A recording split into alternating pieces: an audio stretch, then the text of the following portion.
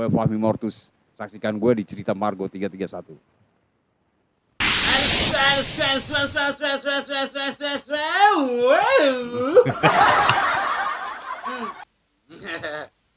Tapi ini bukan gaya gue nih. Opening ini bukan gaya gue. Gaya temen gue. Kita juga pindah studio nih karena di luar hujan. Jadi kita pindah ke studio 2 di indoor. Ya, studio indoor ya di Cerita Margo 331. Opening gue juga bukan opening gue tadi. Temen gue kehujanan tadi beberes. Ada banjir dikit di Margonda. Diki, kemana lo, Dik? Hei, Gokil. ganti baju le.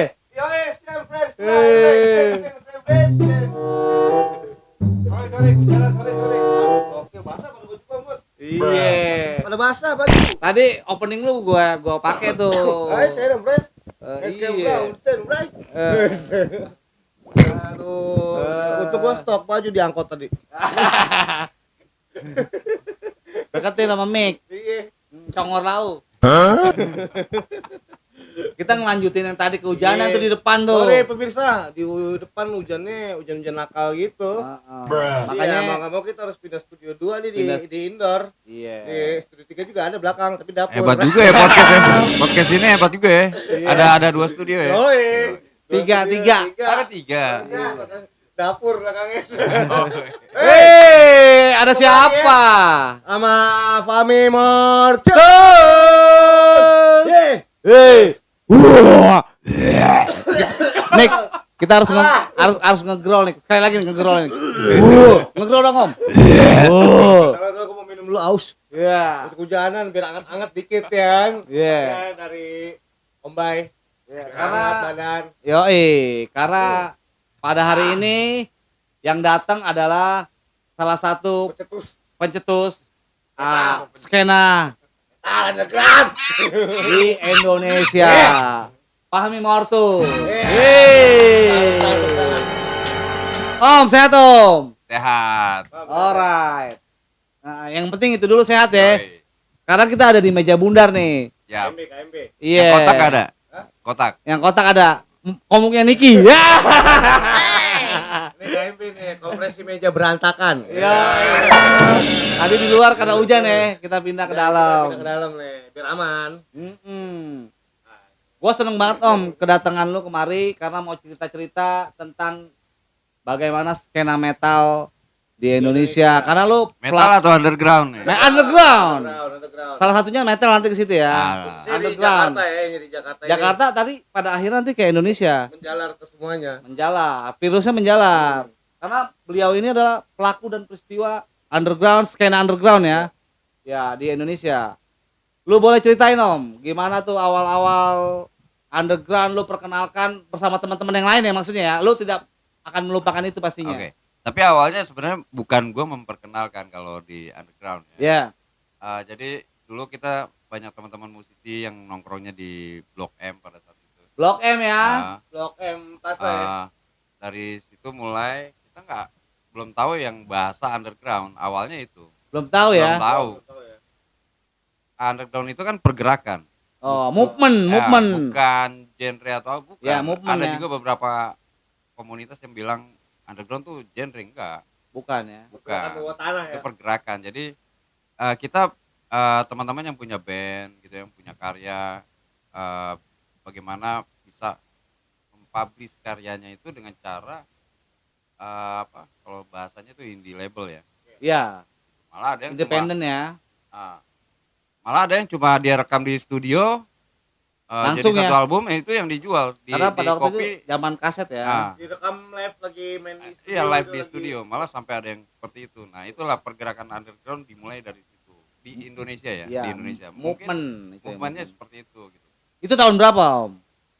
Awal tahun 80 akhir lah, 80 akhir. 80-an akhir. Nah, Waktu zaman itu Congor lau nih, congor. iya. Ini meja ini. Iya. Naik turun nih, kurang konak. Tapi ini sure. Nah, gua kencengin Itu dikit waktu deh. waktu zaman itu band-bandnya siapa aja yang selain Terlibat Motors? ya? Yang Ya terlibat. kalau Sama termasuk- orang-orangnya Om. ya kalau di tahun 80-an akhir itu ada Suckerhead, ada Alien Scream. Itu yang metal ya. Iya, yang metal ya. Nah, di punknya juga ada kayak Sid, ada SHID. ya, ada juga Antiseptik dan Oh iya. beberapa gua agak lupa ya. Hmm. Itu di akhir, tapi mereka belum seperti yang sekarang gitu ya. Masih di komunitas Lingkup. mungkin Jakarta Selatan lah. Ya. dikatakan Jaksel ya? Jaksel. Jaksel dan rata-rata covering ya dulu ya, bukan belum Mayoritasnya covering. Kalau kebenaran di metal salah satu ya band gua, kalau band gua nggak cover lagu orangnya. Ya. Lu Jadi udah kita buat lagu sendiri udah deh. tahun 89 Anjing, kita langsung keren banget. keluar. Zaman segitu udah buat lagu sendiri ya kan. Masih zamannya covering waktu itu. Doi udah buat lagu Iya, sendiri. buat lagu sendiri. Tapi genre tetap seperti itu ya, Iya, metal ya. thrash metal, Thrash metal ya. thrash metal jadi. Gokil. Nah, tadi kan movement tuh underground. Nah, ketika lo breakdown, apa aja sih genre musik yang di underground yang anti arus utama ya? Arus utama itu maksud gue major label gitu pada waktu itu. Boleh gue iniin dulu ya. Boleh, Antara major label dengan indie label ya. Iya. Akhirnya dibilang underground gitu. Ya. Kebanyakan pada zaman itu kita berkarya, kita ajuin ke label-label gitu ya. Ke major ya. Major itu nggak berhasil gitu. Oh. Nggak diterima karena ada atmosfer yang harus mereka atur untuk pergerakan jenis-jenis musik pada saat itu Genre. di Indonesia ya. Alasannya mungkin kurang diterima kali ya karena mungkin ada Mungkin background-nya. Ya Berisik secara musiknya. secara apa ya secara apa ya, keuangan lah kita katakan keuangan ya. Ini menguntungkan nggak? Kan bahasanya mereka Iya, gitu buat- sebagai orang yang di label. dunia industri ya. Itu kan buat label. Kalau ya. tidak menguntungkan mereka nggak mau ambil. Nah, cara satu-satunya kita pada zaman itu ya kita rekam sendiri, kita jual sendiri. Itu pergerakannya mulai dari situ. berdikari jatuhnya. Yo. Ya. Berdiri di atas kaki sendiri. Iya. Ya. Nah, selain Om Fahmi nih ya, Nick ya. Oke. Ada orang-orang yang memang pelaku dan peristiwa yang lu kenal aja maksudnya yang sama-sama memperjuangkan musik underground, nanti ya banyak lah genrenya termasuk thrash metal ya, apalagi nih punk, Ya. hardcore. Siapa aja tuh orang-orangnya? Kalau orang-orangnya sih kalau di metal banyak banget gua kenal. Tapi yang akhirnya dia mau masuk ke dunia ini gua harus punya karya ya. Iya. Itu kayak di Suckerhead tuh ada Almarhum. ya ada almarhum. Terus ada Almarhum siapa nih? Gua lupa Vokalisnya dah. ya. Bakar Bukan vokalisnya ya, Bakar selain Bakar. drummer. Ah, Ada Irfan. Rotor. Enggak, kalau rotor kalau Irfan kan di Suckerhead Rotor. juga. Iya kan Ya. Irfan seperti Suckerhead kan? Ya di Suckerhead juga, terus dia keluar dia bikin rotor. Nah, kalau di ini kan yang tetap bertahan di Suckerhead itu Krisna. Almarhum Krisna ya. Nah, dia itu juga termasuk warrior juga kalau menurut gue ya. Karena setelah itu Suckerhead punya karya sendiri. Sama kemarin yang belum lama meninggal gitaris Medi. Medi Iya. Medi juga. Ya Itu respect bagian lah dari buat para Almarhum yang udah meninggalkan kita. Dan- warrior yang lu anggap ya. Nah, kalau di metal tuh dulu ada thrash metal dan death metal ya. Salah satu band yang masih gue ingat sampai sekarang tuh Alien Scream. Itu ada Iwan Ya. Alien Scream, ada Vicky. Ya. Dan lain-lain lah. Ada Ucok juga sebagai drumnya di Alien Scream. Kalau di punk ya ada Antiseptik. Itu tuh bandnya Lubuk tuh lu. Ya, Buluk. Yoi. Tapi sebelum Buluk ada SHID, Sid Iya. tadi. Ada Glenn ya. Glenn. Ada Glenn. Iya. Sama Ari Anwar Rox. Ali Anwar almarhum ya. Ucok Tampu Bolon sama Ya. Kunto Kardoyono. Ya. Itu mereka berempat. Nah, itu tempat-tempatnya dulu di Jaksel itu di mana sih? Yang lu tahu? Kalau gue Buat gue berekspresi ya. teman-teman awal itu ya yang di Blok M tidak tahu Pit Pub pada saat itu. Oh gitu. Padahal Pada saat selatan itu ya. Pit Pub sudah ada. Ya. Nah, terus kita nih kumpul sambil nonton event yuk di mana gitu. Ada kafe di Udah. Pondok Indah ya, namanya Pit Pub. Dari situlah baru kita tahu bahwa ada Pit Pub. Jadi ya komunitas metal yang sebenarnya, ini versi underground yang awalnya itu, kita itu bukan dari Pitpap atau Apotik Retna, Ya, justru dari Blok M. Blok M. Awalnya, Berawal nih ya. gue banyak gue baca berita ya, atau catatan-catatan teman-teman itu, kebanyakan ada yang bilang dari Retna, ada yang dari Pitpap. Pitpap. Retna itu tempat nongkrong aja, Ya. ngobrol, terkadang musiknya lebih sedikit. Terus kalau Pitpap itu tempat Ekspresi. bermain, tapi kebanyakan mengcover lagu orang. Ya. Tapi kalau di Blok M itu pure 100% dengan karya sendiri. Oh, Gitu. kudu punya karya sendiri. Harus. Kalau Di enggak, zaman itu ya. Di zaman itu. Nongkrong tapi menghasilkan karya. Gitu, ya kan? Nah, berarti kan ada masa-masa ketika perkenalan musik underground termasuk ya thrash metal dan lain-lain ya, hardcore, punk, dan lain-lain. hardcore. Itu ada masa-masa kejayaan yang memang dialami termasuk bisa diterima sama major label. Itu tahun berapa tuh, Om? Kalau major label yang di Indonesia kalau nggak salah itu tahun 97 ya. Iya. Itu ada satu album Metallic Clinic, Oh, gabungan ya. gabungan. Di Kompilasi, situ, kompilasi. ya. Nah, itu yang di situ ya gongnya. Gitu. Gongnya. Tapi sebelum itu ada lagi produknya Aero. Aero Production. Nah, dia Punyanya Om. Siapa tuh? Om siapa namanya ya? Ya. Lupa gue. Gue Setiawan agak-agak Jodi. Ah. Punyanya Om Setiawan Jodi. agak-agak gitu gue sekarang. Iya. Ah, Keep. terus itu sebenarnya mulainya di 97, apa ininya di 97 ya, itu salah satu pemicu yang paling Triggernya besar. ya? Trigger tuh di tahun 92, 93. Sampai 94 kali ya. Gue lupa Oh lah. ya, tahun 94 kurang ya. lebihnya segitu lah ya. Dari mulai Sepultura, Metallica ya kan, Hmm. kehadiran mereka gitu. Dari situ baru ada 97. Nah itulah mulai marak bener-bener tahun 90 tuh tahunnya musisi underground. Iya. Dan diracuninya hampir seluruh Indonesia ini ya. Semua. Tapi underground itu tidak hanya metal, punk dan lain-lain. Ada juga teman-teman jazz, ada juga. Oh gitu. Itu. Jadi yang musisi-musisi yang benar punya karya, mau genre apapun bergerak sendiri ya, itu kan dikatakan underground. Atau gitu. indie label ya, Nah, berdikari produknya ya. jadinya Indie lewat label. indie label ya. Tidak melewati major label. Iya, tidak lewat. Tapi tidak pada akhirnya di industri pun teman-teman underground berbagai macam genrenya itu diterima major label kan. Iya. Sebagian banyak yang masuk ke Iya. major. Padahal ada nih kata-kata yang agak idealis. Lu ngapain katanya lu indie tapi lu masuk major. Nah, itu pertentangan itu gimana sih menurut lu? Itu gue alamin di tahun 97 waktu Metallic Clinic gitu. Iya. Karena kan mereka taunya kita tuh indie ya. Iya. Terus kok ngapain ke major gitu loh, kerjasama dengan ini. Kita nggak bekerja sama dengan itu. Kita label itu sebagai waktu Metallic Clinic itu label besar ini sebagai distributor. Tapi memang ada satu label yang Irfan buat ya, Rotor Corporation, yang tidak dikenal sama sekali pada saat itu. Almarhum Irfan Ya, ya. almarhum Irfan bekerja sama dengan Musika sebagai Ya. distributornya. Terus yang konfliknya akhirnya banyak yang benci dengan band-band yang ada di Metallic major Clinic, label, ya. di major label itu. Iya. Kita nggak bicara di situ, kita harus bicara industrinya dulu. Iya Iya, dong, benar. biar dikenal kan harus Ya. masuk kemana aja alatnya. Apapun lah, mau indie terus dia bisa booming, terus Iya. mau major juga bisa booming. Nggak begitu juga kita ngelihatnya gitu. Nggak hanya Perspektifnya sekedar kayak gitu itu ya. ya. Mungkin Kita harus bicara industrinya gitu. Iya. Apalagi zaman dulu belum ada medsos ya.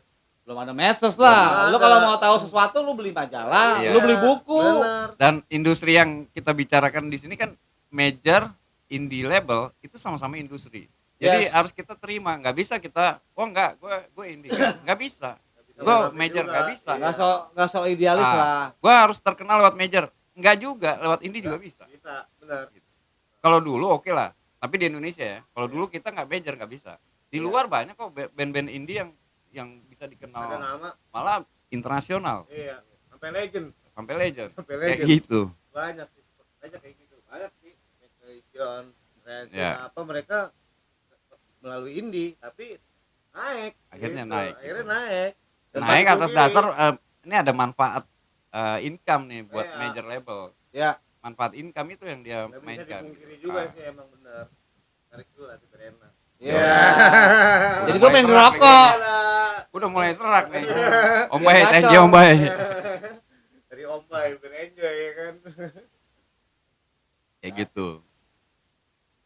Mau nanyain apaan lagi nih? Ya, gue sih pertanyaan banyak sebetulnya.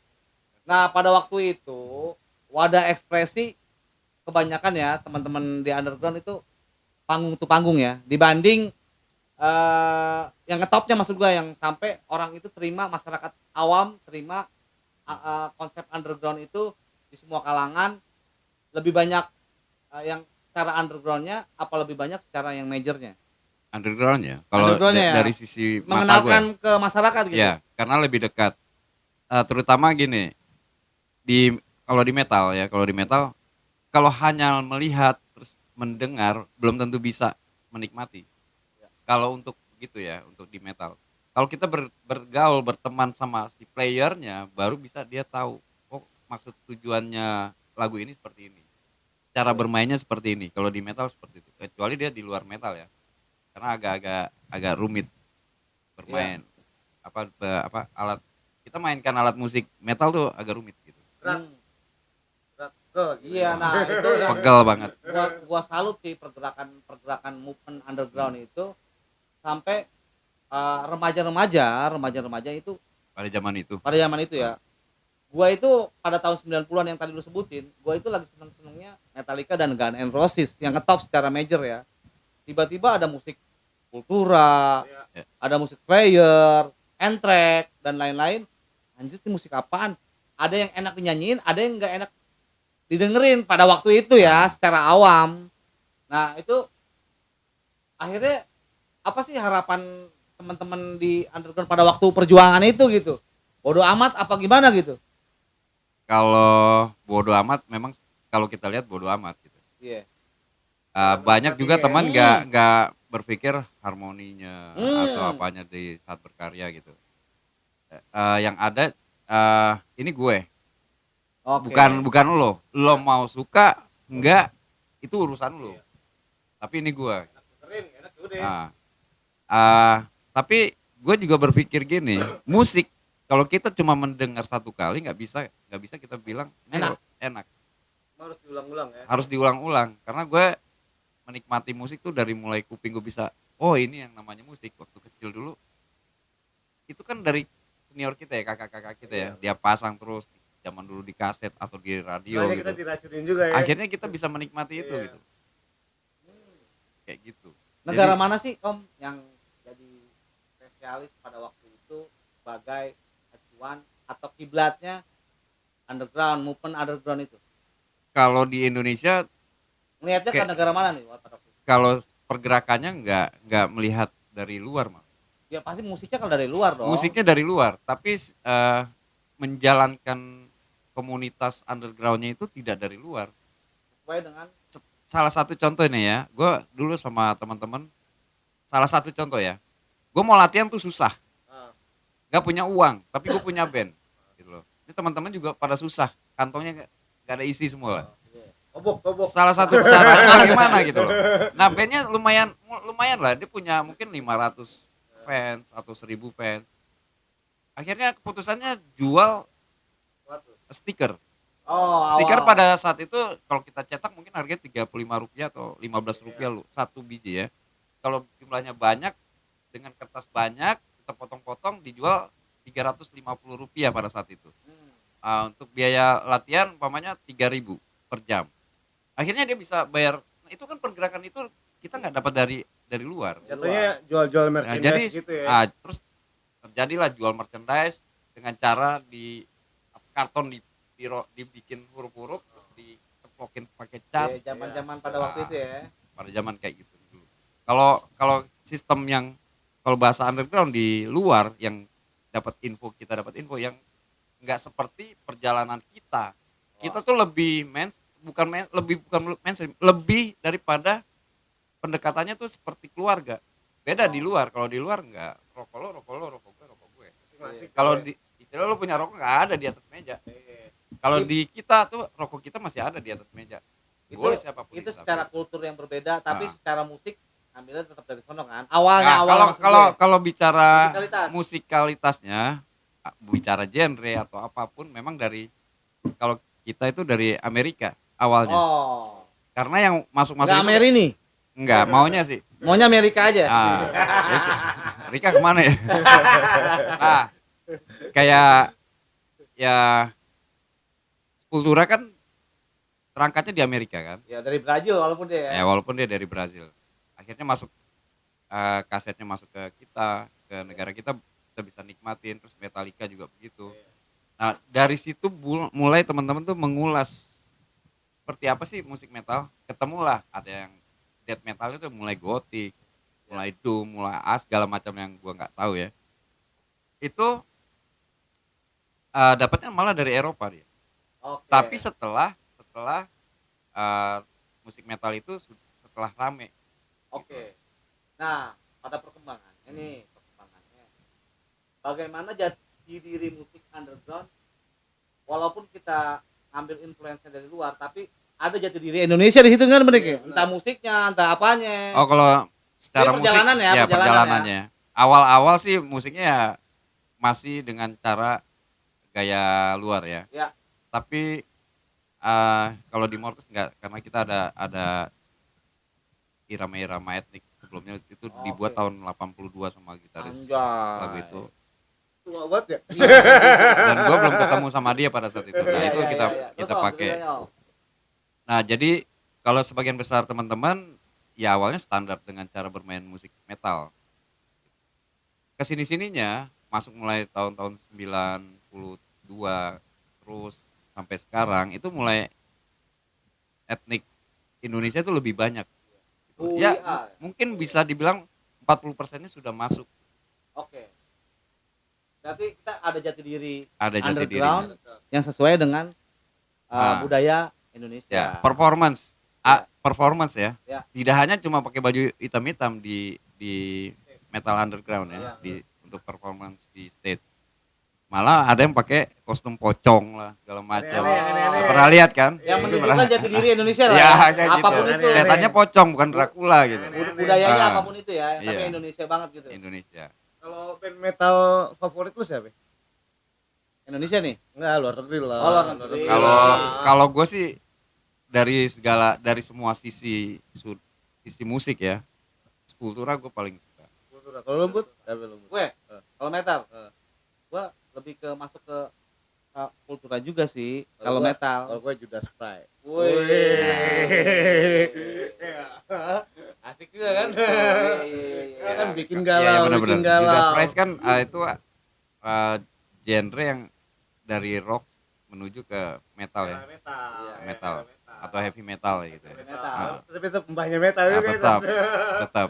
Mbahnya metal juga. Gue karena Betul. seneng Sepultura tadi yang sama kayak Om Fahmi. Sebenarnya banyak sih, cuma yang paling gampang gue bisa jelaskan ya Sepultura gitu. Sebenarnya banyak. Ya. Nah, dinamika perkembangan underground. Tadi kan ada naiknya. Nah, sekarang udah mulai turun nih kayaknya Om, Iya. gue lihat nih. Mulai lesu. Lesu, bagaimana lu melihat itu dan upaya teman-teman bagaimana tuh? Kalau kita tahun 2022 ya. Ya lesu, kemarin kita punya masalah pandemi. Ya, Oke. gara-gara Semua COVID itu, kan. semua. Oke. COVID itu sialan emang. Ini kan di undergroundnya juga kan. Iya, iya. Kita langsung fokus ke undergroundnya, itu oke lah. Sampai saat ini menuju perbaikannya juga agak susah gue bilang. Kalau menurut mata gue gitu ya. Tapi sebelumnya juga sudah turun. Kenapa gue bilang turun? Karena penontonnya itu aja. Oh, belum ada Dari yang generasi baru. generasi barunya nggak Yang ada. dibilang milenial nih. Nggak ada. Kalau seandainya ada, ada tuh anak-anak umur 14 tahun, 15 itu anaknya. Oh, Oh, karena iya. bapaknya. Karena bapaknya. Diracuni sama bapaknya. Ya. Tapi kalau di zaman gue, anak gue aja sendiri sampai sekarang nggak tahu gitu loh. Taunya cuma bapak gue Bokap nih gua begini. begini. Tapi kalau dulu yang datang itu gue nggak kenal. Ini dari mana? Mereka rombongan bisa 20 orang, 30 orang. Pada waktu remaja itu Pada ya. saat itu gue masih Nah, lu ya, kilas baliknya nih pengen dong sebagai tokoh juga yang kita tokohkan lah di underground, pengen seperti kejayaannya. Bagaimana tuh cara lu melihat itu, apa masukan lu, Om Pang? kalau masukan gue sih lebih mendekat lah ke adik-adik yang suka dengan musik. Walaupun katakanlah gue umpamanya bukan metalhead gitu ya. Gue pemain jazz atau apapun lah, mendekat lah. Ini gue bicara global ya, tidak hanya di underground metal atau punk, semua genre di Indonesia itu sudah tidak punya pendengar Yang baru maksudnya. yang baru. Belum banyak. Ya, malah nyaris tidak ada kalau menurut Banyakan gue. orla ya. Ya kecuali yang lagu-lagu yang sudah pernah booming sebelum tahun 2020. Iya. Kalau dia bikin tahun 2020 ke sini sampai 2 tahun ini nggak ada. Adanya orla ya, orang lapuk. Iya, orang lapuk semua. Apalagi itu teman gua ada 4L. enggak BL malah, bujang lapuk. 4L lo lagi ya. Nah, itu masalahnya di situ. Jadi Yang lo harapin? Ya, harapan gue sih- caranya. ya pertama dari sisi para pemain industri, bantulah musisi Indonesia, mau major atau indie ya, bantulah musisi Indonesia untuk bisa memperkenalkan karyanya ke adik-adik. Diperbanyak wadah ekspresinya ya. Iya, jadi adik-adik kita juga bisa mencontoh cara bermain musik Ini. rock, punk kayak gini loh. Kalau gue mau cobalah, tinggal setelah itu kan dia bisa fokus. Oh, gue masuknya di genre yang ini, genre yang ini, Lo genre lebih ini. passion kemana gitu Iya, ya. kayak gitu. Itu pendekatan itu yang paling penting sekarang. Termasuk para musisinya sendiri juga harus bergaul sama adik-adik. Ya, semoga sih musik-musik underground sih emang sampai seterusnya gak ada matinya sih. Dan tetap bisa berjaya kembali, Oke. Nah, karena berhubung Lu nggak tanya dulu harapannya dong. Oh udah. udah lu tanya. Itu bagaimana? Kan harapannya ya tadi. Harapan Anjay. gue sih, harapan gue sih, gue minum doang nggak ada makanannya nih. Ya. Lagi masak tuh. Masa lu dibuat terasi. Presiden Soccer Indonesia lagi masak. Ya. Oke, my friends. My friend. It's kind of fly, it's kind of right. Wow. Nih, kita udah kedatangan Living Legend Underground 80-an. Ya Fahmi salah satunya. Martus. Fahmi Martus. Semoga musik underground di Indonesia Kembali ini bangkit dan jaya ya. Kembali bangkit dan jaya dan gak ada matinya. Alright. Oke, sampai ketemu di kita di cerita Margo Margo 331. 331. Jangan lupa subscribe, like, komen sama tombol loncengnya tuh. Lu getok pakai pala Iya. biar bunyi. Dan share sebanyak-banyaknya. Oke, selamat sore. Oh.